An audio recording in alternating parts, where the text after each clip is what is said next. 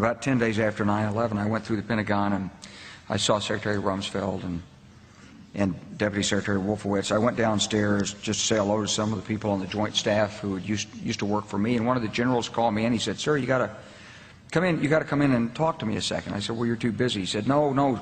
He says, "We've made the decision. We're going to war with Iraq." This was on or about the 20th of September. I said, "We're going to war with Iraq. Why?"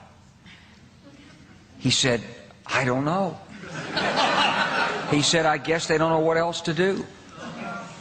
So I said, "Well, did they find some information connecting Saddam to Al-Qaeda?" He said, No. He says, "There's nothing new that way. They've just made the decision to go to war with Iraq." He said, "I guess it's like we don't know what to do about terrorists, but we've got a good military and we can take down governments." And he said, "I guess if the only tool you have is a hammer, every problem has to look like a nail." So I came back to see him a few weeks later, and by that time we were bombing in Afghanistan. I said, "Are we still going to war with Iraq?" And he said, "Oh, it's worse than that." He said, he reached over on his desk, he picked up a piece of paper, and he said, I just got this down from upstairs," meaning the Secretary of Defense's office today, and he said, "This is a memo that describes how we're going to take out 7 countries in 5 years, starting with Iraq and then Syria, Lebanon, Libya, Somalia, Sudan, and finishing off Iran." The truth is about the Middle East is, had there been no oil there, it would be like Africa. Nobody is threatening to intervene in Africa. The problem is the opposite. We keep asking for people to intervene and stop it. And there's no question that the presence of petroleum throughout the region has sparked great power involvement. Whether that was the specific motivation for the coup or not, I can't tell you, but there's always been this attitude that somehow we could intervene and use force in the region.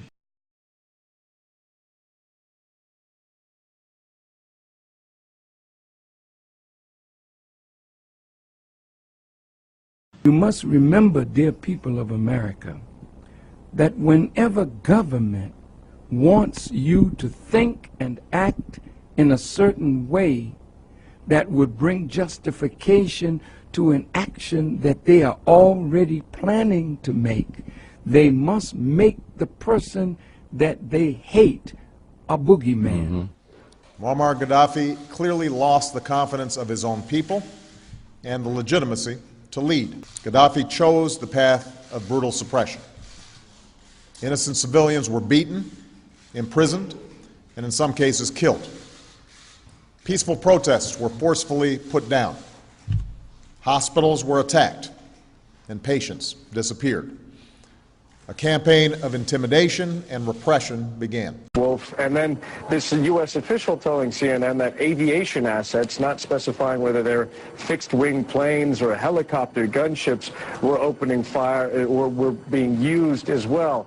It's interesting that Libyan state TV has pointed out a statement from Saif al-Islam Gaddafi, one of the sons of Muammar Gaddafi, denying that demonstrators were attacked with airstrikes, saying that ammunition depots were targeted outside of city centers.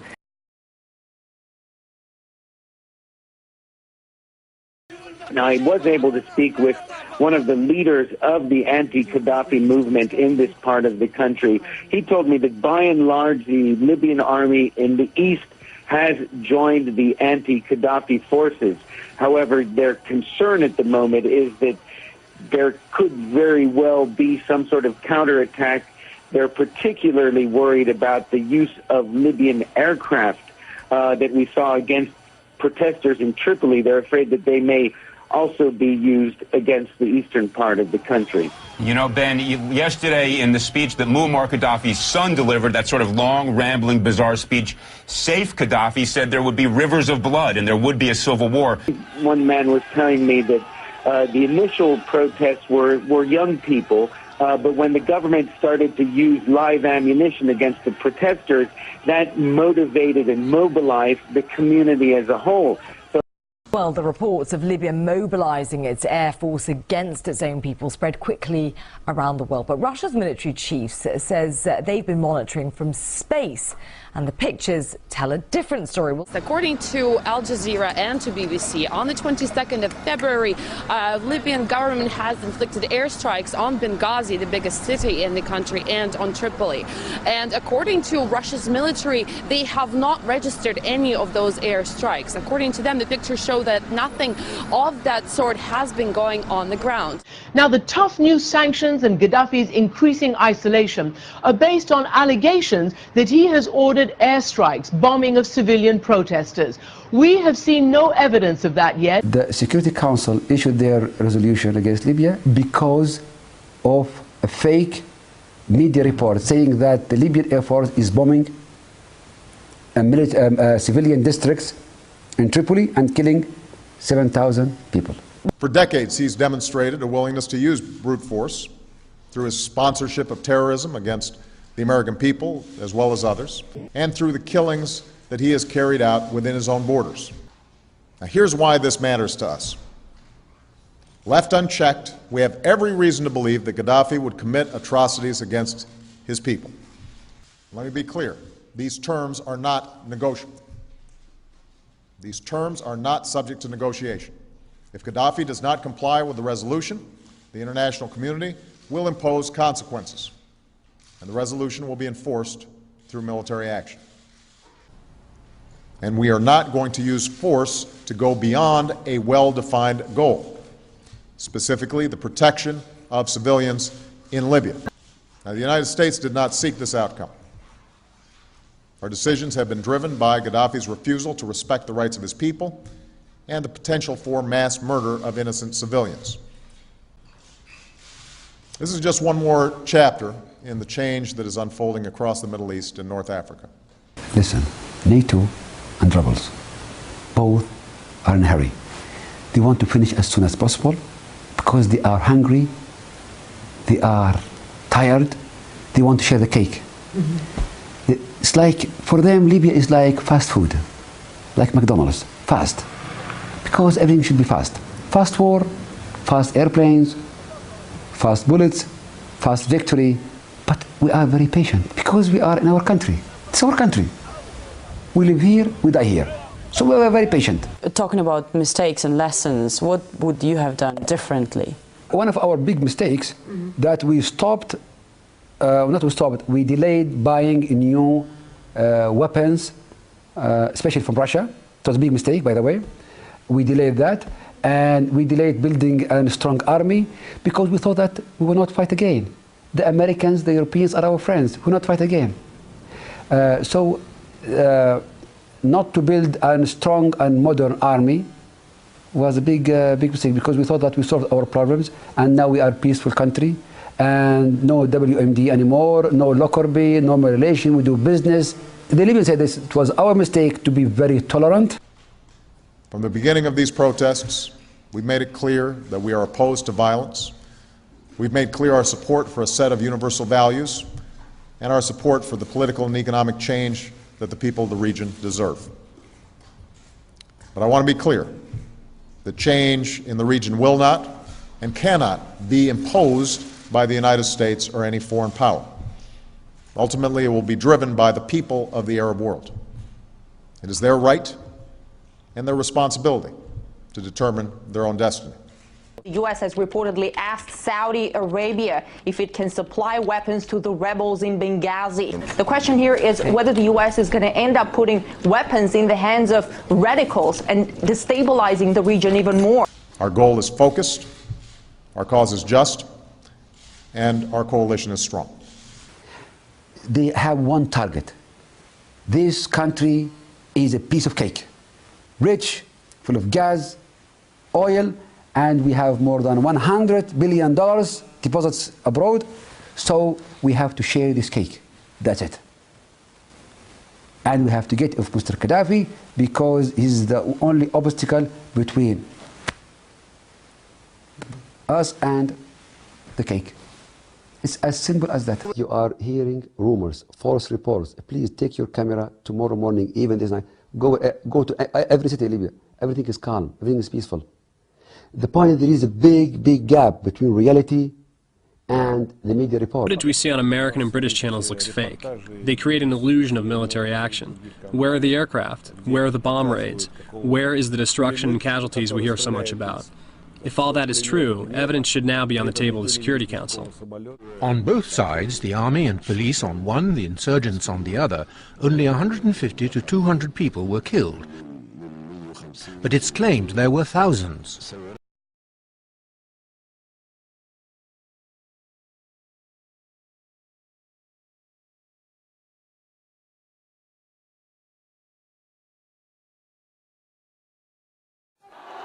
Britain's intervention in Libya in 2011 was based on flawed intelligence and hastened the country's spiral into political and economic chaos. That was the verdict delivered in a damning report by British MPs. It stated that former leader David Cameron bears the ultimate responsibility and that his government failed to identify the threat to civilians was overstated. MPs say the intervention drifted from protecting civilians in Benghazi to regime change and then had no plan for reconstruction after the toppling of Muammar Gaddafi. This in turn allowed ISIL militants to gain a foothold and people smugglers to set up operations to send tens of thousands on dangerous journeys across the Mediterranean.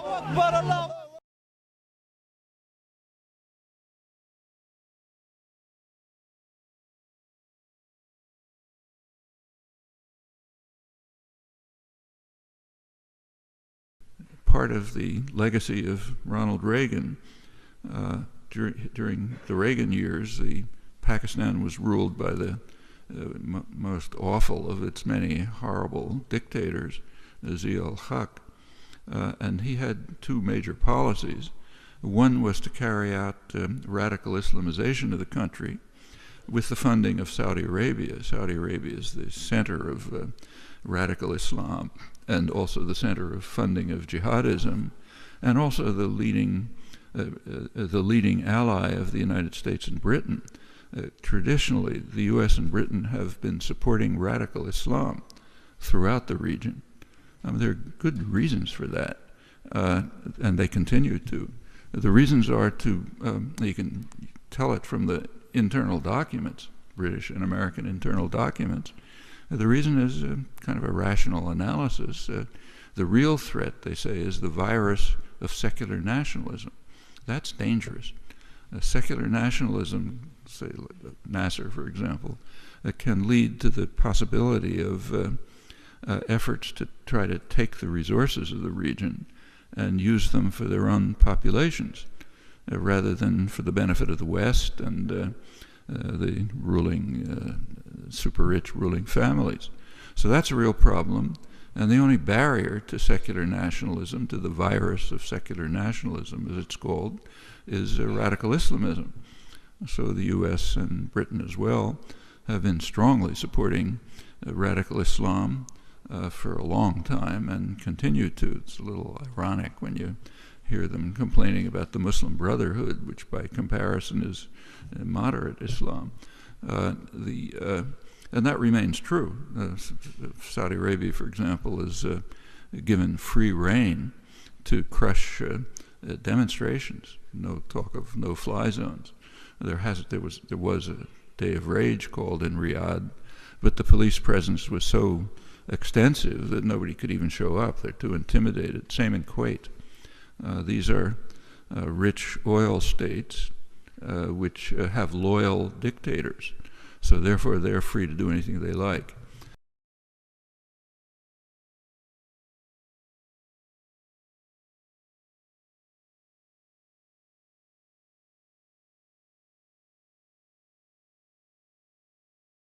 The Libyan opposition and the Arab League appealed to the world to save lives in Libya. And so at my direction, America led an effort with our allies at the United Nations Security Council to pass a historic resolution that authorized a no-fly zone to stop the regime's attacks from the air and further authorized all necessary measures to protect the Libyan people.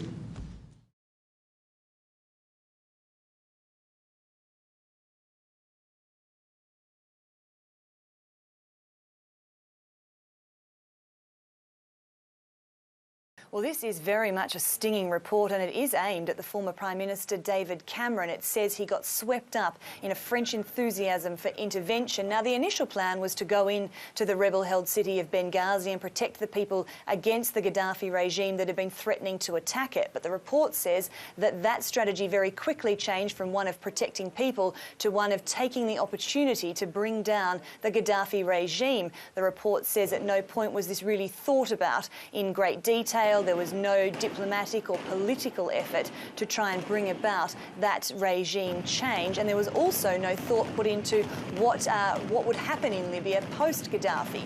Now, on top of this, it says that the initial idea to go into Libya was actually based on flawed intelligence, that the threat to the people of Benghazi was overstated, and also not enough research was done into these rebel groups that they were helping on the ground, because many of them, it turns out, were extremist in nature, and that is how we now have Libya as a breeding ground for Daesh. But the government has responded to these criticisms in the past, saying, well, actually, this wasn't just the French and the British making a decision to fight in Libya. It was an international effort. It was called for by the Arab League, and it was backed by the UN Security Council.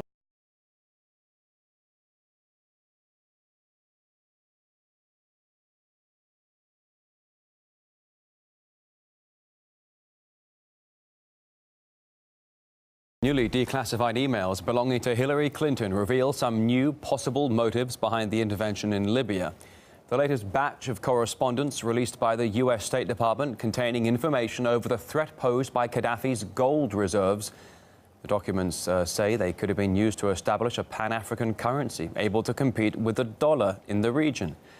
Libya's large oil reserves and protecting French influence in North Africa were also cited as reasons to intervene. However, back in 2011, Western leaders were hailing the overthrow of the Gaddafi regime as a victory for freedom and democracy. Vive Benghazi! Vive la Libye! Vive l'amitié entre la France et la Libye! You showed the world you would get rid of a dictator and you would choose freedom. The United States is committed to the Libyan people. You have won your revolution.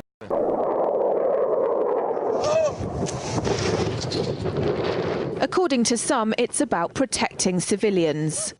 We must not tolerate this regime using military force against its own people. Others say it's about oil. The only reason they're interested with Libya is about the oil. You think we'd be in Iraq if the major export there was broccoli?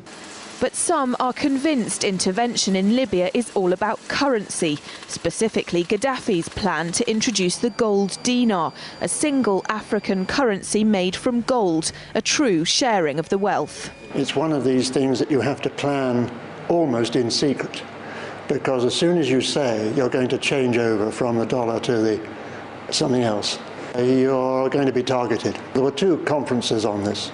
One in 96 and another one in the year 2000, called the World Mataba Conference, organised by Gaddafi. And everybody was interested. I think most countries in Africa were keen.